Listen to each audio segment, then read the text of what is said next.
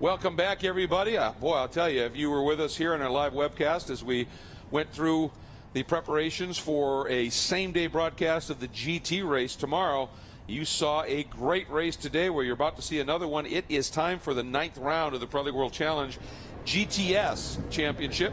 And this weekend, also included in the field, is the Touring Car Invitational for a number of the touring cars that put on such a remarkable race at Lime Rock Park. They are going to be joining this GTS field, just the touring cars, as we get ready to go for this 9th round of the championship. Greg Kramer along with Calvin Fish, and we're looking forward to this one. Tell you, we've seen some great racing. The qualifying session was extremely close. The margin between the top two, Ian James and Ernie Francis Jr., was 32 one-thousandths of a second. However, Ernie is not going to be running today. He's only going to be running tomorrow's race, splitting the car with James Pesic. James is a little bit farther back in the field, so Jeff Courtney is going to move up a slot. Another front row start for Jeff, and this one's big for him. He is out of Milwaukee, Wisconsin, and this is huge for him in his Kenda Rextup Maserati, the number 99 on the right of your screen. Yeah, great performance once again. He had that awesome run at VIR in recent competition, so a lot of confidence there in that 99 machine. He did say to you that, you know, he felt the tires were falling off a little bit after a 4 or 5 lap run, so we'll have to see how this pans out. And typically we see a lot of green flag racing in GTS. But the big story is the car to the left of the screen, to Jeff's right, the number 50 Panos Avezzano GT in the hands of Ian James, run by Tom Milner. As we watch the Cadillac ATSV pace car, that is the safety car actually leading the field out on the track. First pole in the first season for the Panos Avezzano GT. It is a team that has run pretty impressively here this weekend. It really has. It's a great performance by that whole group. Good look there at the Cadillac medical vehicle. That is the Escalade that, again, Cadillac's great partnership with this series really shows itself in so many different ways. But getting back to what we were talking about with that Panos, it's a car, it's been coming good the last couple of races, and Ian James is just a superb driver. Ooh, a problem here. That looks like Mark Clennon in the number 62, excuse me, Tender Belly McLaren. Now reset. He gets it moving. Yeah, might just been an electronic gremlin, so he's reset. I'm sure he's going to be allowed to stack up ahead of the touring car field, Greg. I think they might let him do that, but they may not let him go up to his actual start position. Yeah, good point. He had a little problem in qualifying. He'd been running top 4 or 5 for the practice sessions all weekend long. And I talked to him after qualifying. I said, what happened? He said, I happened. He said, I just tensed up. He said, I really enjoy having a little bit of a run to be able to build some speed. And he said, I just didn't feel it today. So he's back a little bit. Jeff, what are you hearing from down on the grid? Well, I got to talk about that Panos. Reliability with this development of this car has been an issue all season long. Can it stay together? And the return of that Performance Motorsports Group Ginetta G55 of Young, Parker, Chase, and Harry Gottsecker as they come back to Pro League World Challenge. A brand new engine package in those Ginettas. Can they hold up all race long, and can they get back through the field? Well, Jeff brings up a good point, the return of those two. And how about the first entry of Ian Lacey Racing with the Ginetta as well, and a couple of drivers in those cars, in particular Drew Stavely, who was doing an exceptionally good job in that team's first appearance. Yeah, it's a great little team. Ian Lacey's an ex-racer himself who was really fast behind the wheel, and great first performance to see them in Pro League World Challenge, and very competitive. So the Ginettas are back, and we've missed them because they were a great addition to the championship last year. Yeah, I'm not sure that this track is the best one for them to make a return to. That V6 virtual stock Ford Mustang engine really doesn't give them the pop down the straight that they need. But boy, once they get a whiff of a braking zone or a corner, these things are magic. Yeah, and the boys that we know very well, Parker Chase and Harry Gottsack, they're putting some wonderful performances. I mean, Parker Chase especially last year kept knocking on the door of a first victory and getting those runner-up positions. But he's a bit deeper in the field than we saw him last year, so he'll have some work to do if he's going to make that happen today. Points leader Lawson Aschenbach and the number 10 Black Dog Speed Shop Camaro with their home race starts 5th in this field. And he's just looking to keep accruing those points. He'd love to be the guy who gets that new Camaro GT4 its first win. Another big story is Martin Barkey had a lap going that looked like it was going to put him up into maybe even the front row. And he used up a little bit too much track and then some, and that time got thrown out. And he calmly slowed down, gathered his thoughts, came back, laid down a lap that has put him into that second row. So a good run there. Yeah, he's always competitive. He's always a factor this year. And we talk about this championship so far, Greg, 4 sweeps. So it seems whoever gets that first win is able to double up on the second day of competition. And when you look at Lawson Oschenbach's championship lead with 46 points, if someone can dominate this weekend, they can really cut into that lead that he currently has. And it was the first race for Lawson off the podium was the most recent one. So if that happens again, as you said, then somebody can double up. And keep in mind, we have the touring cars running with us here as well. And Cody Ellsworth nailing a pole position in his Racer Inc. Motorsports Porsche Cayman. He's going to be just coming up into view here as we get to the back of the GT or the GTS field here, and a little bit farther back. They're giving him a big break as they're going to have sort of a split start here, and Cody Ellsworth in that Racer Inc. Porsche doing a nice job. He'll be there. And then a couple of Genesis Coupes from the Gen Racer team, and Nicholas Barbato, a huge story as well. We're going to talk more about him once we get into the race here. But we are ready to go racing. Lights out on the Cadillac ATSV safety car. In 50 minutes of racing will commence once the green flag flies. And you've got the scream of the V8 and the Maserati and the thunder of the V8 inside that Panos Avezzano as we come up. Pace car going to make that move down into the pit lane, and now it is up to that front row to maintain about 55 miles an hour until they see the green. So you can get the leap here. Watch for Lawson Oschenbach. Can he take advantage of Martin Barkey on this run to turn 1? Late go over here. There's the green. Saw it fly in the background. The Avezzano GT who gets a little bit of a jump here on Glennon. Look, as you said, Oschenbach way to the inside. And the number 13 of Austin Versteeg, who's making his first start in this series, covers it a little bit. Boy, and Lawson actually may have lost something here as Fred Roberts trying to go around the outside. Yeah, and a great qualifying performance by Fred. So the Maseratis are very strong here at Road America. Great start for Ian James. Oh, look at this late move. There'll be a touch. No, they just managed to miss each other at apex. That looked awfully close. Boy, that gave Lawson Oschenbach a great run, and he is already by Versteeg. And he's coming up right on the back of Martin Barkey, and Barkey wants to make it as difficult as he can because that car needs to stay clear of traffic. If it's behind somebody and loses its momentum, and he can't do it, Barkey once again is going to lose a spot here. Look at the Ginettas, two different teams of Ginettas right there, down into 5. 3 wide, down into 5 now. As Jason Bell, front runner in the AM class of that black Sinar 1 cal, running a little wide at 5. Yeah, he just took evasive action. There's a nice bit of runoff room there into turn 5 on these opening laps. It's very important. We see Baptista there trying to make some moves. And look for that red and white Porsche right there, the red and silver Porsche, the Flying Lizard colors, the number 3 of Baptista. He's the guy who swept the most recent round in Lime Rock Park. He wants to get around Fred, go after it. Oh, that was a biggie here. That's another newcomer to the championship. Jensen. Yeah, number 47, Keith Jensen. That's the NOLA Sport car. And he's able to continue, but he's got some damage to the back right rear corner for sure of that car, if not more. He just needs to feel it out. Don't push too hard through these high-speed corners till you know the car's underneath you. Meanwhile, up front, Ian James stretching that lead as they head down towards Canada corner. Lawson Oschenbach, a brilliant first lap there. Courtney defends. Right down the middle, and Lawson said, well, maybe not this time. See if we can do something at the exit of Canada. That's covered. Then it's Barkey, then Versteeg right behind. And Versteeg was finished second by 1 point in the Prototype Lights Championship last year. Very, very talented young driver. I looked at the stats. He had 9 wins of 14 races, 9 poles, 9 fast laps. I was like, how did he not win the championship? As the ill-timed DNF, I think, it snuck up and affected it here. Now we'll see if Lawson down this up this long straight able to do anything with local favorite Jeff Courtney. Boy, he's in the draft. Pops out. Can he take it in deep? Yes, he did. Lawson Oschenbach up to second place. There's a massive crowd here for the Black Dog Speed Shop group here. About 80 guests that they brought here, and they'll be cheering right now because Lawson, our championship leader, had an amazing first lap. Yep. Now he's just got to think about tire degradation. He said this track really tortures you in terms of those long duration corners, Greg. Yeah, based out of Chicago area, that team, Black Dog, this is very much a home event. And I think Courtney was thinking about doing an over-under there, and Lawson, the savvy driver he is, kept that car. I think he overslowed just a little bit to make sure he couldn't do the cut move. Yeah, he just got great racecraft, really able to manage the car and its abilities and the tires very, very well. Oh, it's a late move down at the inside.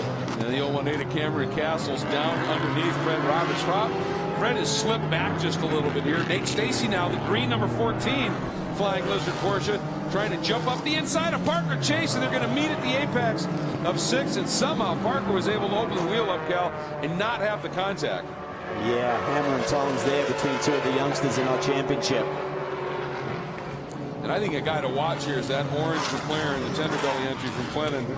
As he said, I just need a couple of laps to build up to speed, so qualifying not his forte, but once he gets comfortable in the cars, we saw it, Canadian Tire Motorsport Park, the guy can fly. Oh, he was awesome there. And obviously got hurt a little bit by having to reset something on the car coming out of pit lane, so he started even further back than he anticipated, but having a good, strong opening couple of laps here. So your top AM driver right now is the number 12 of Drew Stavely. Said this is his first pro race in what, some 7 or 8 years. So he said, I've been coaching and instructing, but he said it's a whole different deal. Get behind the wheel with a bunch of cars around you that want to cut your throat a little bit. So he said this, a little bit of lockup down into Canada. Looks like they got through. That was Roberts again, possibly struggling here. That's Baptista involved. Was that Stavely or Barkey? Those are points players. If it was Barkey. Hard to tell. Same color. Yeah, exactly. Still can't really tell. That is Barkey. Oh, that's huge. It is. Oh, man, they come in here. I mean, Martin Barkey's second in the points, Baptista third. He's going to stay out and take another look at it. Let's go back and see if we can get any kind of glimpse of what happened here. Barkey just loses it. Yeah. Stieg through the grass and then back across, nearly gets into Baptista. Nice job by Rodrigo there, keeping it together. Yeah, sensing something was adrift and watching it here. So, and again, Barkey's fighting so hard. And one of the things, those crossbows are so light, and it's a cool day. Not enough temp in the tires, maybe? Possibly, but I would think by now, Greg, he should be good to go. It looked like he lost it very early in the corner as well, which is unusual because that car was literally glued to the racetrack. It's a great handling car, so not sure what was going on. I would have felt if there was something more amiss, he would have hit pit lane. He's continued, so he probably doesn't feel the car is too bad in terms of any kind of issue. And there's a look at Parker Chase and some of the action. Here's our battle that is unfolding in the touring car division here. And leading in that category right now is the number 75, or it was, of Nicholas Barbato. And this is a fabulous story. His team owner and team principal, Jeff Rica, in the Genesis Coupe right behind him. And then the number 91 of Nick Whitmer, and our pole sitter, Cody Ellsworth, in that 111 Racer Ring Porsche, has slipped back into fourth, although he's attacking now, trying to get up inside in turn 6 and make a move. Couldn't quite make it work. And behind him, I think, is the number 1 of Toby Grahovic, who's the defending TC champion. So this group of 5 is going to put on an amazing battle, I would believe. Ooh. Oh, a little lock up there under braking for turn 8. These two Genesis look really strong up front. The class is really dominated by BMW. This new M235 IR.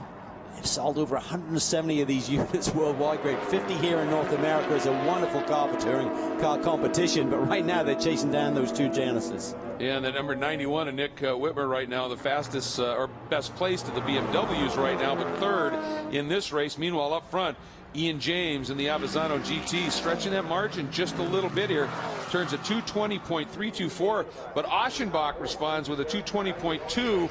But look at Baptista's lap now in recovery mode. He just turned the first lap sub 220 at a 219.8 in the number 3. And remember, he started that lap after having the off. Oh, that's right. So dirty tires. Yeah, that's an amazing lap. So he's got a lot of pace there in that Cayman. Boy, look at Barkey. He might have, even on this cool day, some serious overheating issues. All that green inside the grill.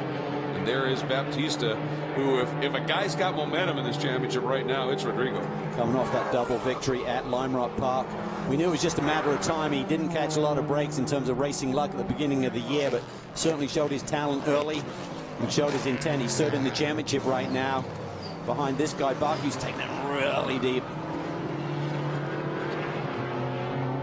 Excuse me, that's Versteeg in the other crossbow in the 4th position right now. So it's Versteeg who's got the grill.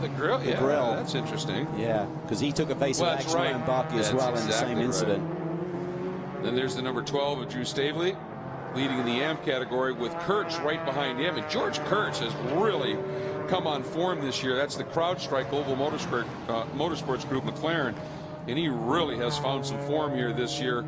And the team is raving about his performances, and understandably so. And look at Glennon in that orange McLaren behind Nate Stacey in that number 14. He's starting to feel it, I think Glennon is right now. I think that McLaren's a great car. It's just that the teams and the drivers are just gradually finding the sweet spot on how to make it work. As they've had a few turbocharger issues in terms of things coming loose, so I think they've got a fix on that right now. So it should have the reliability that they're looking for as well to get to the checkered flag. Yeah, to McLaren's credit, they did come up with a solution, and I mean, it was some chronic issues, and they were able to make that work. And since then, there really haven't been any significant problems. And there is the number 62 of Glennon.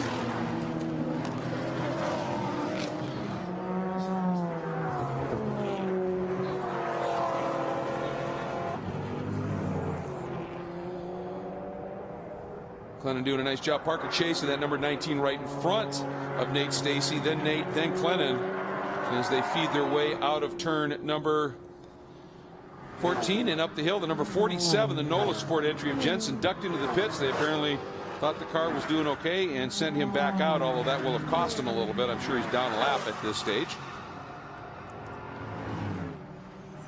Great battle here. Oh, isn't it? Stacey and Chase. Chase just takes it in so deep into turn one. Great racing here between these two.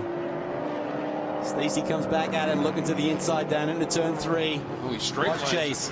He's going to try and do the undercut here. No, he hangs tough to the outside. Well, this might give Glennon an opportunity. Yeah, he's going to be punching a big hole in the air. The question is, what can he do with it? Outside, inside, outside. And in the end, couldn't do anything with it. And he's got that 47. Again, that's Jensen. As you said, Jensen did a stop in the pit, so he's got to be real careful to not get involved. Oh, look at Chase now. As Glennon had the run, and Chase down to the inside. Heads up driving there by Mark Glennon. Sure you could see that Chase was committed to the inside, just gave him enough room. You've got to do that, even if you feel it's your right to take the corner, but you just end up hitting each other. And Fred Roberts in the 89 Maserati, a couple of cars back, trying to figure out a way to get around Jensen to get up and join this battle here.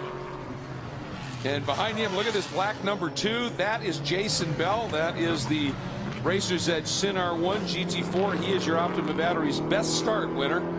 He didn't get the qualifying run that he wanted, but boy, as he unleashed it here in the race, already up into the 14th spot for Jason Bell, so doing a great job. And behind him is the guy who came in here leading in the points in the GTSA category. That's Oschenbach's teammate Tony Gaples in the number 11 Black Dog Speed Shop Camaro. Yeah, I spoke to the team manager, Ray Sorensen, this morning. So we've got a huge group coming here today. So I've been coming here since the late 70s. And I just came as a fan taking photographs. And he said it's just given me a tremendous career. Obviously, this group based down in Chicago. So it's their local track, so to speak, on the championship trail. One that they thoroughly enjoy. And Tony will openly admit, I'm not the best qualifier, but boy, when he goes racing, he passes cars. Look here now in the touring car division. It's the 05 of Max Fedler. And down the order just a little bit at right now, the 38 is Samantha Tan. And, oh, we got the report that the 40 now, that's the white car that, yep, that is the car Ernie Francis qualified so quickly. James Pesic, the second driver, and they're actually sharing it. And it looks like maybe a braking issue. Look at that smoke coming out of the inside of both. And this track is brutal on brakes. It can be, or he can just have another issue, and he's just sitting there with his foot on the brakes. That will certainly cook them in a hurry as well. Yeah, very good point. So it's all a matter of what the officials decide here with him sitting there. If he can get it moving and get going, they might be able to let this continue at this stage. That certainly is what Ian James would like to have happen here, because he's got that little margin built up over Oschenbach, who in turn has about twice that margin back to Courtney. Yeah, I spoke to Ian James and Tom Milner, who's running this group, about the changes to the car. They said they've been on the shaker rig. They've got some new wheels, which actually, not only do they look cool, they actually reduce the brake temperatures by the way they vent by over 100 degrees, which is a remarkable change between the old design they were using. So they're just working on fine-tuning that panos, and it's really starting to come alive. Well, that's one of the things that that team has been sort of dealing with, hasn't it, is the fact it's such a new development that they started the season. It was still an 8, the 6-speed H pattern manual gearbox. They had to get that thing converted over and running into a paddle shift form.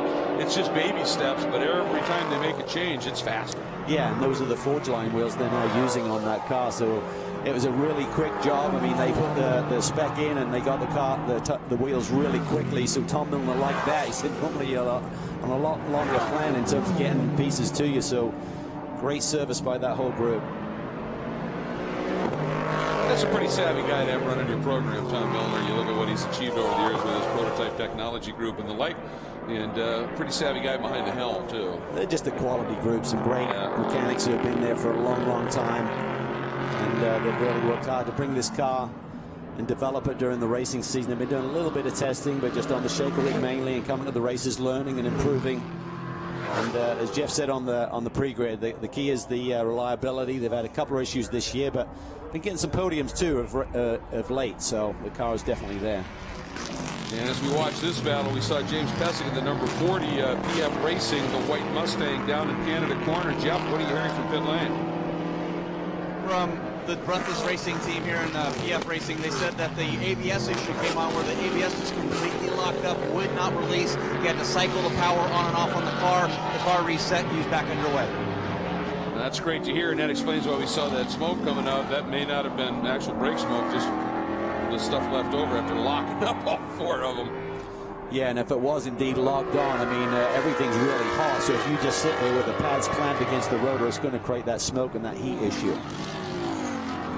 And James, this is fairly early in his racing career. And, he's got a pretty good young driver that's helping him guide things along in Ernie Francis. And Ernie got out in this car for qualifying, and bam, was right up with a second quick time. So going back, this is the battle for the GTS AM category lead.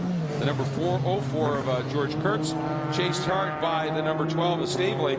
And for Kurtz, on the side of his car, just on the what would be well, there's no B pillar there, so I guess the C pillar. Boy, Stavely just got a huge run.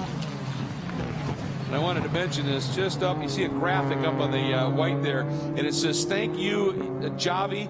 And Javi's the guy, when they were having all those turbo issues and the like, that came through from and works for McLaren, that came through with a fix. He has since moved on from McLaren, but the team said wanted to say a big thanks because it salvaged really Kurtz's season. As you can see, it was worthy because he's got a great run going here. But Stavely, wow, what a run he's got. He's all over it. Yeah, he is. He is literally trying to force a way through. It was really, really close there, coming down through 8 and into the carousel. Janetta's working well. It is. I mean, again, absolute straight line is not its strength at this stage, but like we said, you get it in anything twisty, and that lightweight Janetta, it's so responsive, Cal. It is. It's a car that you seem really be able to grab a hold of and wring its neck, and Stavely's certainly doing that right now. And so it's really protective there at the inside line. That'll compromise his exit speed. Meanwhile, up to the overall lead, Ian James continues to lead away. Or see what the margin is. It's 1.4 seconds at this stage over Aschenbach, and Aschenbach about 1.3 back to Courtney. And I think Courtney's doing exactly what he said he had to do, was basically just fight the urge to go get these guys and try and save that left front tire, because he said, if I don't, I'm going to go nowhere. And look at this. Good battle a little bit farther back in the TC ranks right now. I think that is the 38 of Samantha Tan, as she is running just outside of that top 5 in the touring car group right now, but having a real solid run. The 27 of Carini in that mix as well. Oh, and a problem here, one of the Genesis Coupes, that's the 78 of Jeff Rica, who's been running this in this championship for a couple of years now in the touring car division. They've been quick. Is that thing crapping bizarrely? It really is. He's got some kind of suspension issue, I believe.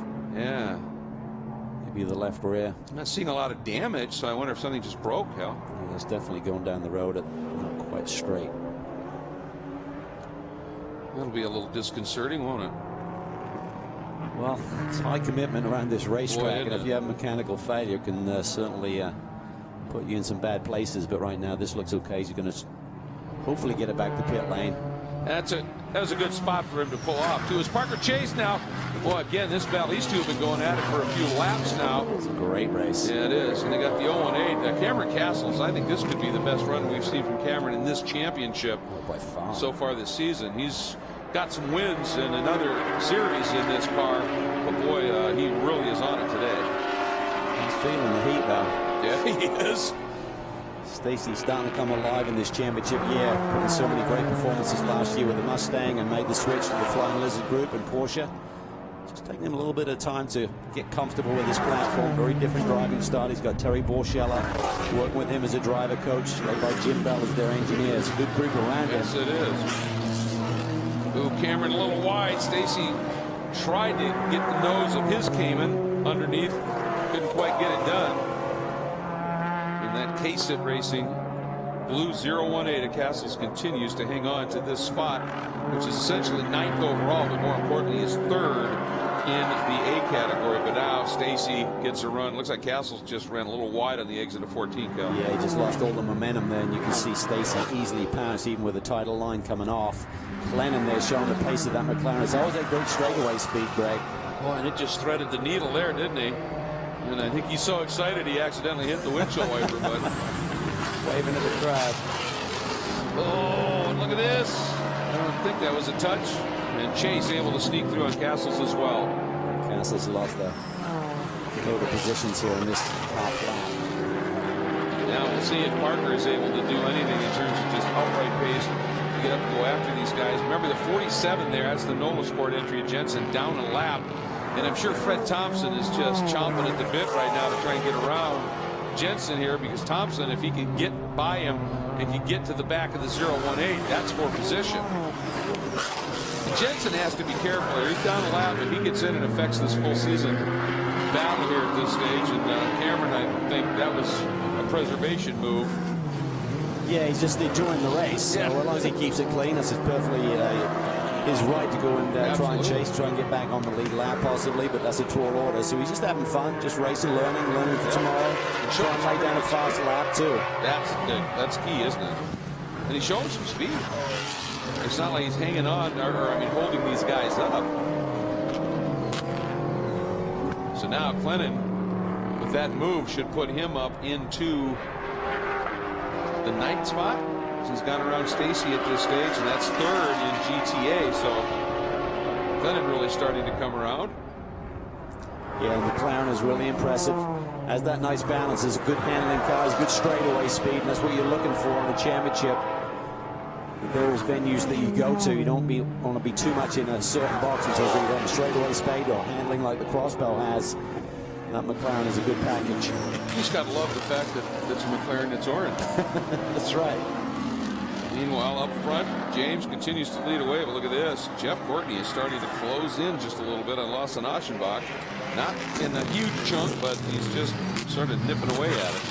Yeah, and I think what's allowing Baptista to close in on these guys. Baptista has the fastest lap of the race right now, sitting there in the 4th spot after the off, coming through turn 13. There you see him at the top of the hill on the run down to turn 3. I think these top 3 are really managing things right now. I think Ian James recognizes, let's just try and get it home with the smallest margin that we can.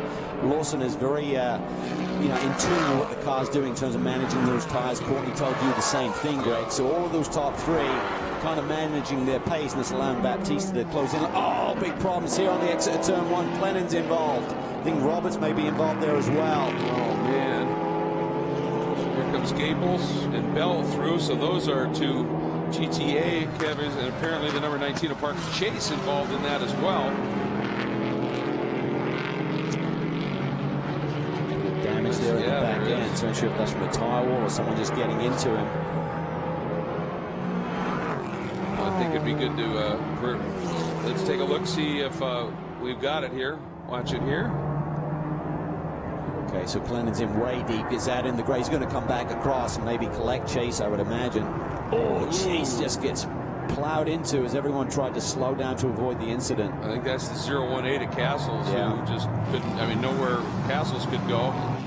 They just clobbered the back of Chase. Yeah, so Glennon just got in there a little bit deep, got out in the gray, lost it, spun back across the racetrack. Parker could see it. He slowed down, but Castles couldn't. Or was that the 47 maybe that hit him? I think it was. Yep. They're blue and black on those cars, and yes, it was the 47. He's got a piece of Chase's car. He does. He does. That looks like diffuser jammed up into the radiator.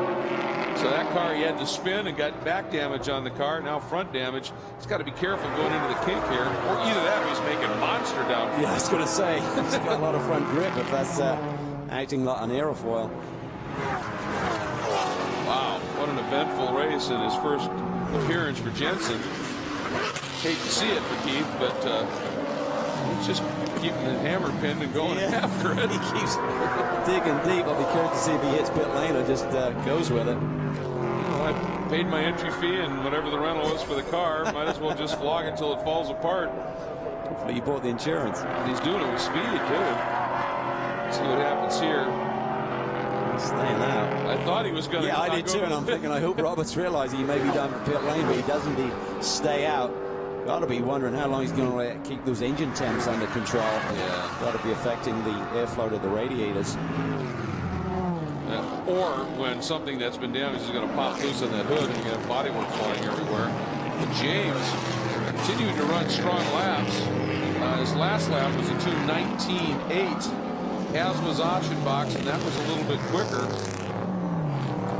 Lee Diffie used to tease me because whenever I saw Ian James in competition, it was the young Englishman, Ian James. He's more middle-aged these days, but he's still got a lot of pace behind the wheel. I was going to say, he's got young speed. That's right. And you can see now he's really starting to gap Lawson just a little bit. It is a big day. Obviously, you know, first win, if they hang on to it, is a very big thing. But one of the key members of this crew, Josh, it's his birthday today. So they were saying, you know, we don't have a race until later in the day tomorrow. If we win this with Josh's birthday, this could be an epic evening. Yeah, well, they're just halfway through. They just passed the 25-minute mark, and Ian seems to be totally under control here. His car's hooked up, performing well. Unfortunately, Elkhart Lake there really has no reputation for being a good party town. So No, it's hard to find a good time. You What a open your eyes in setting. the morning and you've got opportunities. Yeah. What a setting, though. Oh, it's stunning. And what they've done with this track, every time we come here now, it's just more and more spectacular. And I'll tell you, after Clennon's spin, he's recovered pretty quickly and is starting to have some pace. Probably he's got Martin Barkey right behind him. And Barkey having a good recovery here. Yeah, he is. On the tail of this group now, Yeah. so he's got some pace. 220.5 for Martin Barkey. Only 7/10 off of the fastest lap of the day by Baptista. And again, folks, we keep talking about these fast laps because that's what sets the grid for tomorrow's race. And Barkey thought about a last-minute dive and decided the better of it. But fast lap in this race establishes where you line up tomorrow. So everybody's going to be, I think, fairly cognizant of that. Yeah, and right now it would go to Baptista being the pole, the fastest lap so far, then Aschenbach on the front row, so that'd be huge for him. This year we haven't really seen Lawson Aschenbach. 47 now hits pit lane. I think his engine temps are skyrocketing. And I'm seeing, I think, a little bit of smoke from the back of Parker's car. It's just probably some body work on a tire. And it's not heavy, so that's good. Clennon now getting a run. He's going to take a look at the inside of Parker. Yeah, it's no contest on that straightaway. The McLaren just does a lot more power or aero efficiency than the Ginetta, certainly. Where's that little bit of smoke coming from the number 2?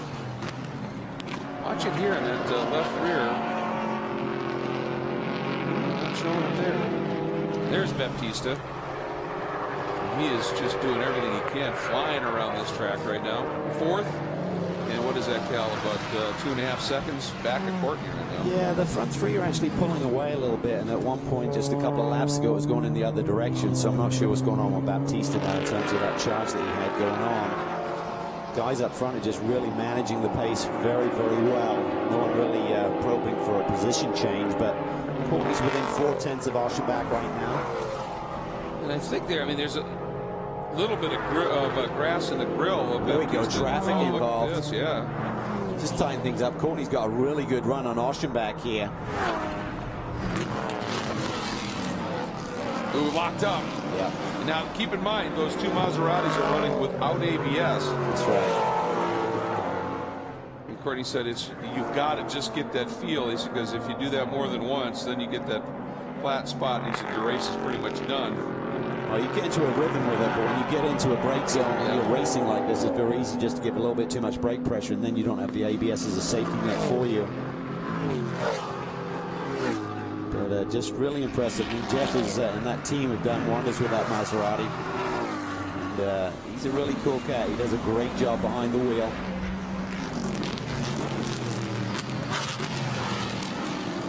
And the number 47, Keith Jensen, just got a report from the pit lane that he came in and there was fluid leaking. So he's done for the day. There it is. And going to head behind the wall. Yeah, they're always a little vulnerable, those front rads on the Porsche.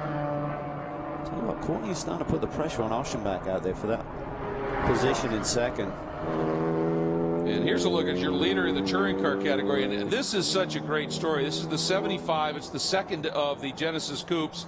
And that is Nicholas Barbato.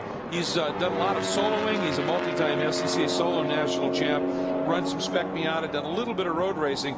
He was one of the early finalists in the Nissan GT Academy. He said, didn't win it, so I didn't get, the big ride, but I got to drive a car on a racetrack. And he said, fell in love with it, so he started doing some Spec Miata running. And he said it really has been a dream of his to run in the Pirelli World Challenge. He shows up here, puts his deal together with Jeff Rika and the Gentech team. Puts the car up in the front. He's been one of the fastest guys and is leading by a huge margin here. So, folks, dreams come true. It is. This is so cool. It's a dream to be racing the Road America for him, I'm sure, as the leaders now encountering that TC traffic. Yep. James has cleared it a little bit earlier in Oschenbach, who now gets a run down towards the kink. Pretty disciplined here. Yep. Running against guys you're not used to running with, so that's a whole new learning curve. And he just read that and played it to perfection, didn't he? Oschenbach slides through as well, so he now gaps Courtney a little bit with the traffic situation. That 26, by the way, is a very busy driver this weekend. It's Jason Clooney, who's also running on the Mazda Road to Indy program. Big tank slapper. Hang on. That is Marco Radicic, who we just saw running in the GT race in his Ferrari in the GT Cup category. Arms and elbows are flying in that one. Yeah, he said it's interesting for him. He said he's raced a lot of BMWs over the years. He said, but it was a while ago. And he said, with all of the aids that the cars have now, he said it feels a little numb to him. And he said, so I don't necessarily feel all those little things that I'm used to feeling behind the wheel of the car. And that may have just been what caught him out there. Yep. Meanwhile, now they've cleared traffic. Here comes Courtney. He's got a bit more pace than Oschenbach at this stage of the game. Let's see if he can do anything with it. He's a true gen. I don't think he's going to force the issue too much on the championship leader and take any risks, but second is better than third in front of his home crowd as well. Exactly. He's not in it for the full season championship, primarily because they had some real electrical issues with that Maserati early in the season. They had to miss a race, and he was able to get it sorted out. He's coming back right now, and that is Clooney in the number 26, having a really stout battle with Radicic, teammate, the number 18 of Stefan Sajic, another driver from Belgrade, Serbia. Those two are having a good scrap right now as Baptista works through. Yeah. That's turn 7, which is a tricky enough corner. Yeah, threaded the needle there nicely. Gottsager's having a good run here. So Stieg is really great young run by that young man, 18 years old, running in the 6th position. And some Motorsports Crossbow. They always put a great car together. Won the championship last year with Brett Sandberg, of course. He's doing a nice job in that number 69, isn't he? Having been gone for a while, they've been racing prototypes in British GT and having raced these Genettas for a while. And for Harry to come back and immediately be up here in the top 5, it's impressive stuff. It's a really good run. Baptista there looking a little bit unstable under braking. The Stieg there on the inside. And he just did not want to lose touch with Gottsager. For Stieg, we should explain, started the weekend as an AM, and then they kind of the same deal. They looked at his speed in qualifying, and then they looked at his history and went, maybe we misjudged that one a little bit, and bumped him up into the pro ranks, and he's certainly proving he belongs. That car's got to be so much fun to drive around a circle like this. Yeah. So much grip, just attack the corners. Well, and when you're clear in traffic, that car is wickedly quicker. I mean, you think about what Brett Sandberg did here last year. Yep. You know, poles and wins and the like, and fairly dominant ones as well. So it's got legs. The problem is when you get behind a car that's got better straight line and doesn't have the cornering speed, and you get bogged down in the corners, it's just tough to race. Yes, the raceability, as I call it, the car. You can have lap time and be able to achieve a good clear lap, you're good. But when you start getting in the situation where the ebb and flow of a race, you've got to have some straightaway speed at a certain point. Otherwise, you just get stymied and frustrated, as we've seen with Martin Barkey on occasion this year. Certainly had a lot of pace in that 80 machine, but not all the results, even though he's second in points, not the results he could have possibly achieved if he just got out in front of the guys a little bit earlier in the race. I have to admit, I'm fairly impressed with the cooling capabilities of the Rads on that crossbow, with that so packed up with debris from Versteeg, and he's just continuing to hammer it around. Here as we go back and look at Tony Gaples, currently running third in the AM category, 10th overall in the number 11 Black Dog Speed Shop Camaro.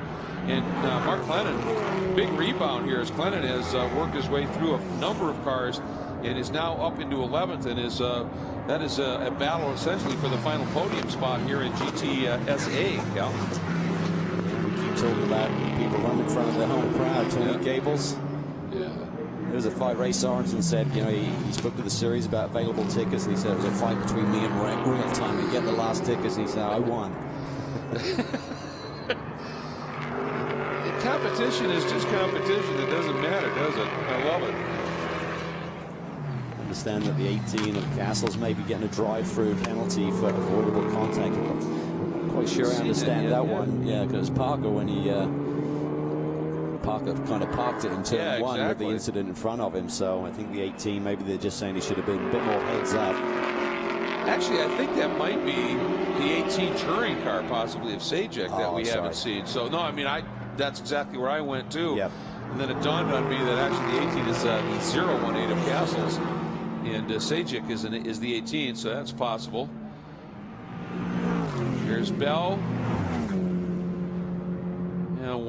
This is such a great section of track. The exit of the kink is what you're looking at right there as they come through, and then this quick left. No bad section of this track. Yeah, well, that's very good. That is mega. It's magical. Right, coming down there. Yeah, flagging in that part of the track is just amazing when you get that close a seat. It's the up to echo the edge engines too. Yeah, exactly. You touched on it earlier, Greg. The track has never looked better in terms of the maintenance, and the place looks immaculate. It looks like the 018 at Cameron Castles was able to have a fairly solid run here. Was elected to come into the pits. Oh, and Parker Chase coming in. Parker Chase is coming in. I remember has some significant damage at the back of that car, and it gets to that point where you have to be down to the speed limit for the pit lane. And he is trundling down, and we understand they may have be making a little strategy call here of some sort, or perhaps just an issue. But you understand there may be some tires that are laid out for this car. Yeah, I don't think they allow you anymore, though, Greg, to put fresh tires on and set a lap that will be representative of your grid position for tomorrow. Right. You're certainly able to put new tires on it. Well, Jeff is down there. Maybe he'll have the answer. What are they saying?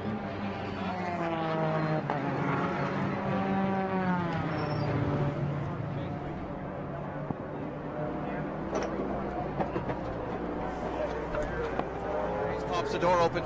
There you guys, down here on pit lane, Parker Chase brings the Jetta down. You can see the damage to the rear end of his Jetta. He's got a rear wobble. They're not sure if they had a tire going down or something wrong with the suspension, so they're checking it out right now, but looks like his race is done as they're trying to get him out of the car. Oh, that's unfortunate. Obviously, when you see what his teammate Harry Gottsager's doing, and Parker was right up in the thick of things until the incident happened. Yeah. I wonder if there's any kind of oil cooler back there as well that could have got ruptured with that. Getting center punch there. Yeah. That was getting on his rear tires. And again, absolutely nothing he could do with that incident as Clennon spun and he hit his brakes to avoid getting collected as Martin came back across, and then had the 47 and Keith Jensen drill him and create that issue. Here. Yeah. Here's the we'll look at this now. Clennon looking at Gaples. Oh, and for second up front. Looked like Lawson may have protected. We caught it as it was happening, Cal. Lawson may have protected, and Courtney decided to just go around the outside, but it worked for Lawson so far. Yeah, I thought Courtney had some pace here. Yeah, I was curious to see what he could do with it. Allowed Ian James to stretch the margin at the front a little bit as these two now battle for that second position. We're closing in on the final 10 minutes, 11 and a half to go. And Courtney is looking real racy, and Lawson has no option here, it looks like, but to protect a little bit. I haven't seen Lawson's car sliding around much, but you got to think that he's managing these tires late in the going. Yep. Immediately gets protected there on the run up the hill to turn 6. Totally legal, as long as you're being proactive and not reacting to someone making a move behind you. That's all okay. And the one thing that's probably frustrating, I think, Courtney a little bit is, one, like you said, he's not running with ABS. Lawson is, and those Camaros are just great on the brakes anyway. They always have them. Yeah. Take another look at what happened there in turn 1 here between Lawson Oshenbach and Courtney. See how that developed. Oh, we got traffic, and Lawson's going to sneak through. Nice job there. Very savvy drive by Nick Whitmer, I think. Now we'll go to the replay. Wanted to see how that pass turned out, Cal, but here's what happened. There it is. He's in the drafter. He pops to the outside. Then he tries to hang tough around the outside. Wow, he just releases the brakes and rolls. Wow. I think Lawson was just trying to park at apex and just said, no problem, I'll just go on the high side. And then this is what happened down into 3. Just enough there, and Lawson able to... that was pretty cool, actually, because Lawson just got to the inside and just says, okay, I'll just go all down here, and you just got to line up behind me. And Jeff said, no way, I'm just going to take it around the high side. Boy, now coming up on the back of the number 111 of Cody Ellsworth, second in the touring car class. James has looked completely under control here, just managing that pace, not taking too much out of the car. Just want to have enough left in it. If you've got a dominant car, you don't want to just burn it down and stretch that gap in case there is a reset with a caution and a safety car. A lot of experience there in the first 2 positions, and Jeff Courtney is certainly learning fast here as well. Boy, isn't he? Into our final 10 minutes. And Courtney had said, I just have to really work hard, be disciplined, save that left front tire in particular, and have something left at the end. Well, it's the end. And we've seen him do exactly what he suggested he would, start to ramp it up just a bit. Here is James. Boy, that is a good sounding car. If you like V8s, you love the Panos. Yeah, it's a cool, very cool car. Don Panos, great to see him involved in the sport for so long now in terms of series and track development and building cool race cars as well.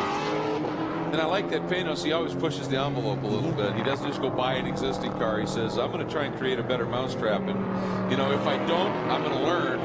You know, and sort of the old, was it Edison thing? No, right. I never failed. I learned 1,000 ways how not to make a light bulb. That's kind of Don Panos' approach. Look at this. Courtney has a good run here. He has the pace here, Greg, to get this position away from Lawson Oshenbach. He's rolling more speed than Lawson is right now. I think Lawson's really having to slow that car down and not scrub those tires off any more than he has to. And these cars are not nearly as aero dependent as the GT3 class of cars, so you can actually draft a little bit, stay a little closer, say, to the kink coming up here, right? That's right. And you don't get that aero wash, as we call it, where the air is taken off the front downforce for you. Some effect, but certainly not to the degree of the GT3 machinery. In the Canada corner.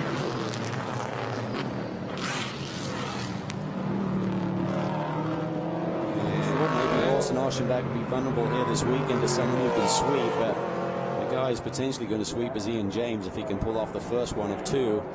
But he's really not a factor in the championship points. So again, Lawson doing what he needs to do, beat the guys who he's close to in the championship.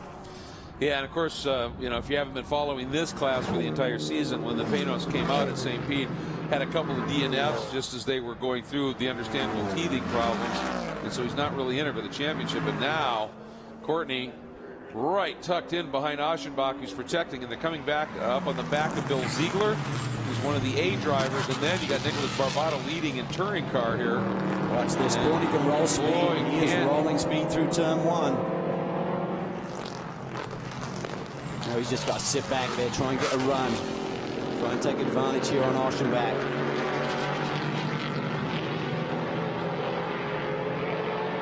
Oshenbach moves. Swings around Ziegler.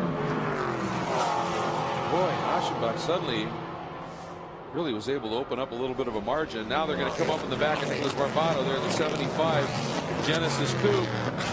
And I'll tell you, Barbado getting through turn 5 pretty quickly, isn't he? In that. He doesn't give up a lot. And Aschenbach touched him to the inside. He couldn't afford to wait any longer. Otherwise, he felt Courtney was going to take advantage. Can they clear these guys? They head through 7. Yes, they do. Ooh, close, but they did. But Courtney got to run. See if he can do anything down into 8. Lawson's going to cover him a little bit. Courtney can't quite get it done. And the battle behind them is heating up now as Baptista has run down Versteeg and brought Gottsacker with him. Those guys are covered by the proverbial blanket. So the battle really for 4th, 5th, and 6th. Versteeg has got around Baptista. Baptista was holding down that 4th position. So Versteeg is having a great second half to this race.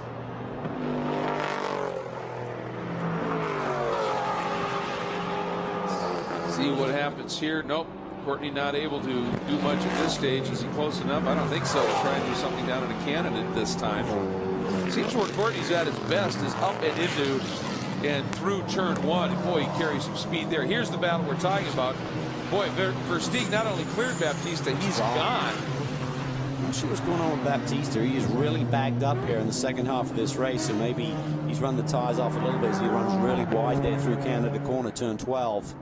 Well, the Rads, look at the inside there. At some point, I thought I saw a little bit of green in there. Remember, he had that off course as he took evasive. I was wondering if maybe you're starting to see a little power loss with some overheating, but it looks like that's cleared. So I'm not sure what the issue is. Gottsacker looking strong as well. Isn't he? Janetta just doesn't quite have the straightaway speed, so he's just got to be patient and manage the rest of the lap. Versteeg, nice move to the inside of Barbado. He just took fast lap away from Baptista. Versteeg just ran a 2:19.568. Oh, that's huge. With time running out on the clock, that would be pole for tomorrow. I tell you, this Hansa Motorsports team, they do find guns to come in, even though they don't run a full season. They bring in players. Really cool team led by Alan Nadal. He likes to give the young drivers a chance. Yeah, he does. And 4.5 minutes remaining.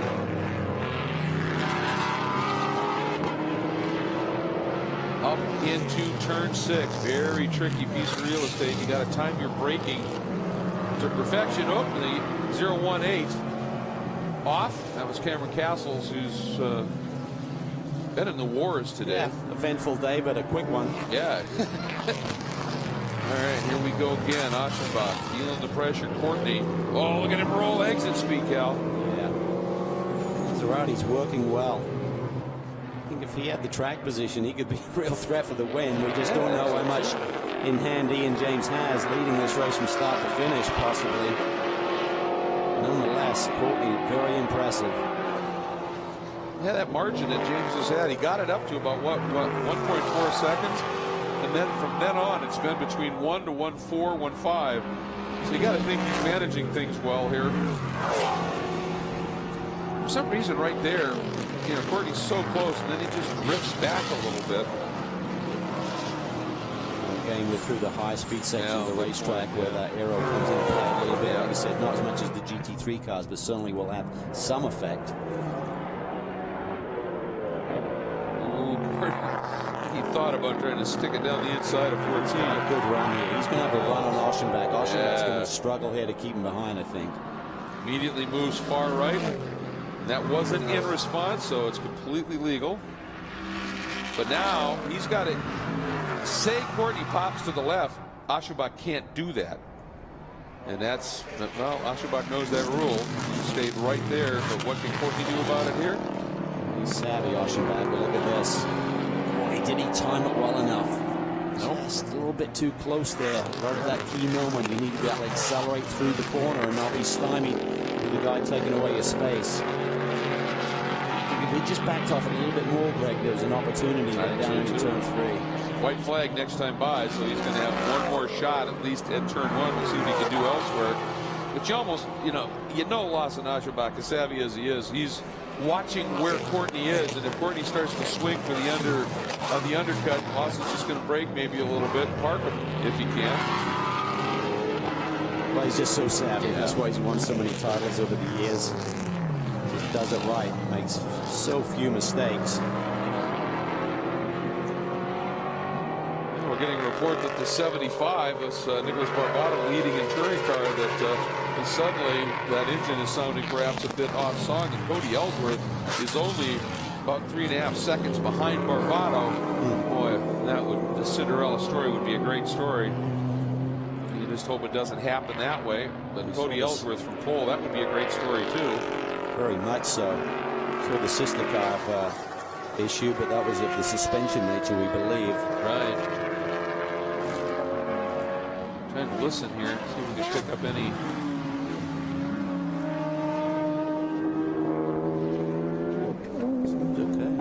Okay. Ooh, there's that pop. Just heard very it. Slowed. He slowed dramatically.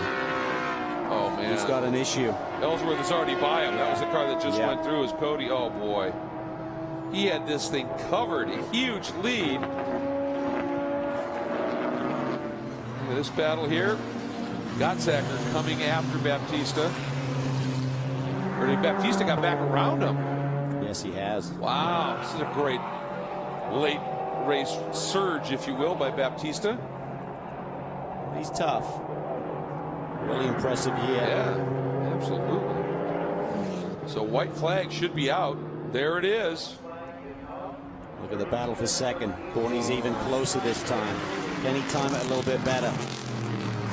To back it off there, and then now go. Roll the speed. Look at that. He may have done it. Is he up along the outside? Lawson just gets really protective with that inside lane. He's going to take it in deep. He's not going to give it to him again. Just try and do the undercut right now. You got to run. Oh, boy. And traffic on top of it. James, 1.5 right now.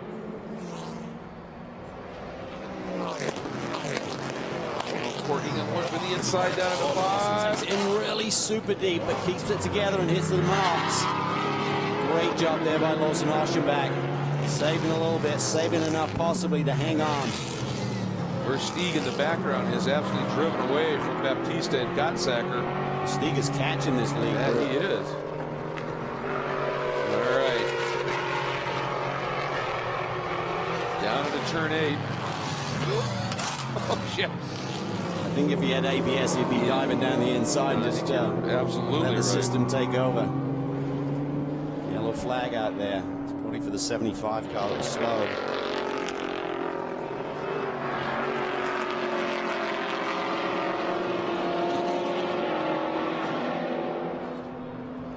Boy, Versteeg is coming. Boy, 2 more laps.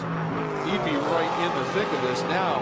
This is the last lap, though. What? Look at Versteeg. Yeah, he's I'm curious to see what his last lap is. Right now, he holds the fastest race lap at a 2:19.568. This last lap may be even better.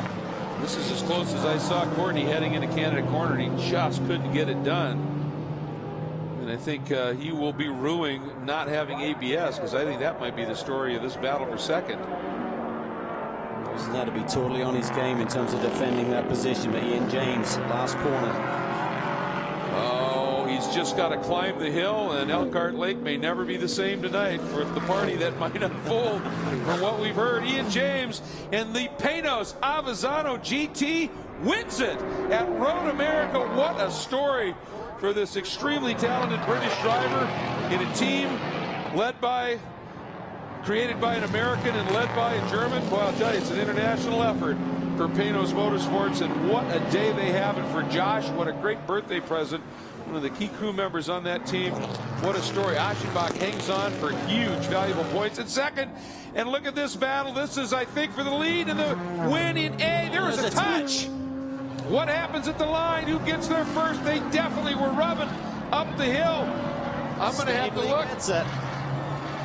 Stavely over Kurtz, but what a touch. And there right behind them is the 111 Cody Ellsworth from pole, drop back to about 3rd or 4th, and comes back with a win. Look at the fist pump. He is elated. This is an invitational week, and they're not racing for points in touring car.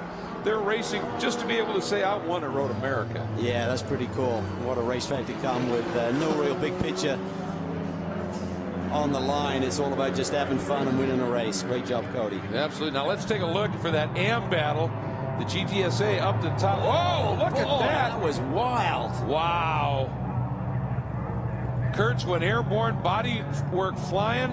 Ooh, that might be reviewed. And Ellsworth just hit the brakes and enough of this. That might be reviewed, I think, huh? That was a pretty aggressive move, and I don't know necessarily that Stavely moved on him or whatever. Stavely now first time racing in the series, and it's one of those deals. Are you aware of that you can't move in reaction? And we'll have see how that looked at. But wow, that was a lot harder contact than I thought it was. Yeah, and suddenly when you look at a track and the safety there, suddenly those concrete walls definitely come into play. So good news is that everyone kept it together and kept control. But that was a hairy moment. Yes, it was. What a lap by Versteeg. That 2:19.5 clear of everybody by a chunk, and should have him on pole for tomorrow with that 4th place finish. And he was clawing his way back up through the field, just looking at last laps here. It's going to be Versteeg and Baptista on the front row, I believe, tomorrow. Yeah. And Oschenbach and James on the 2nd row. Courtney will probably start around 5th, 6th. So check this out, Cal. Last laps, James at 2:22.1, Oschenbach at 2:22.0, Courtney at 2:22.1, Versteeg at 2:19.8. Yeah, I thought he was going to maybe grab a new fast lap, but just 3/10 off his personal in the fastest lap of the race. So great job. Absolutely. And in the GTSA category, in his first appearance in Pirelli World Challenge competition, the 12 of Drew Stavely for Ian Lacey Racing, getting the win over George Kurtz with some contact between the two. Kurtz and the 04 CrowdStrike McLaren from Global Motorsports Group. Clennon, after the spin, Cal, came back up and ends up on the podium. What a great comeback drive by Mark Clennon in the Tender Belly, which is pork products, by the way. Yeah, Tony Gables will be a little bit disappointed to get bumped off, but yes, he will. Certainly the sister car Oschenbach will spray some champagne here.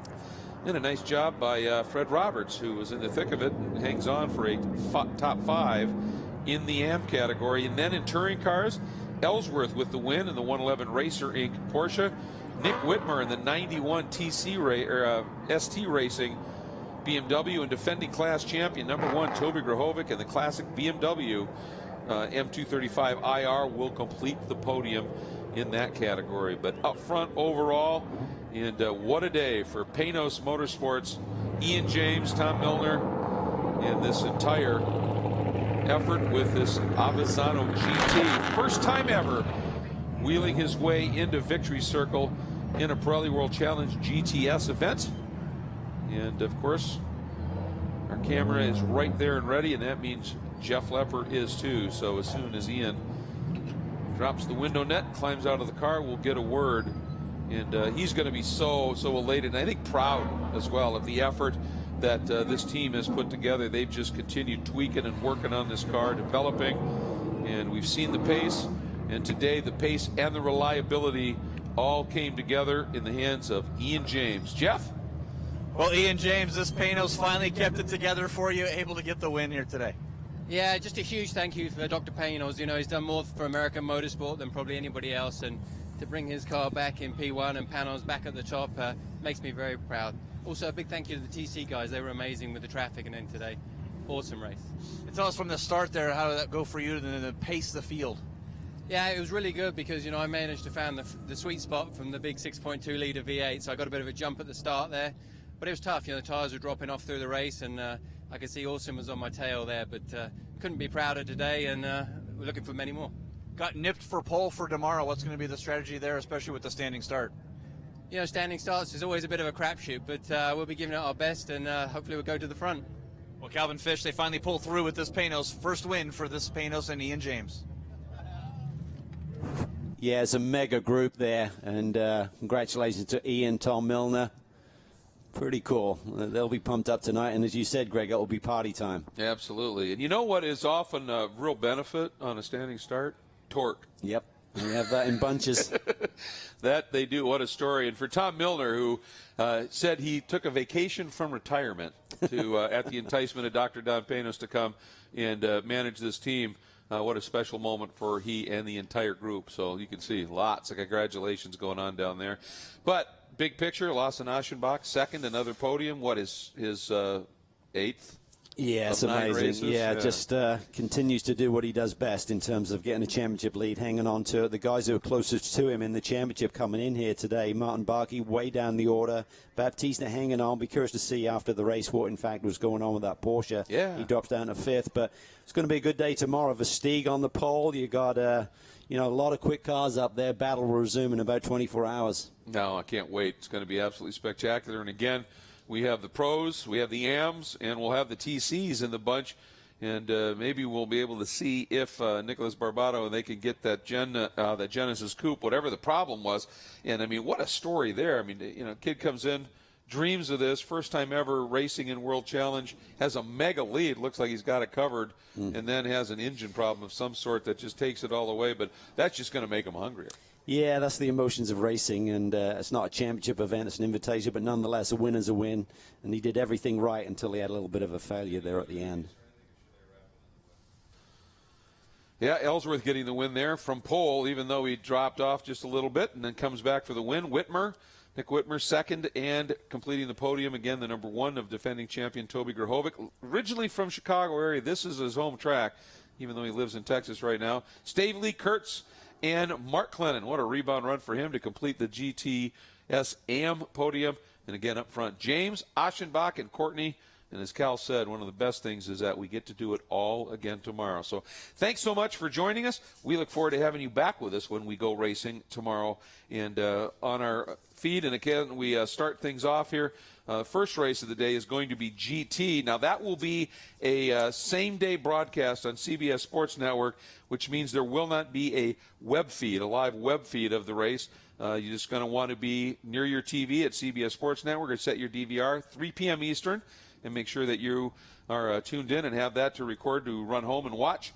However, when we come back with GTS action tomorrow afternoon, scheduled for 2:45 local time, 3:45 Eastern, we will be with you here on the web. So for Cal and Jeff Lepper, I'm Greg Creamer. Thanks so much. It's been a great day here. We got one more to enjoy at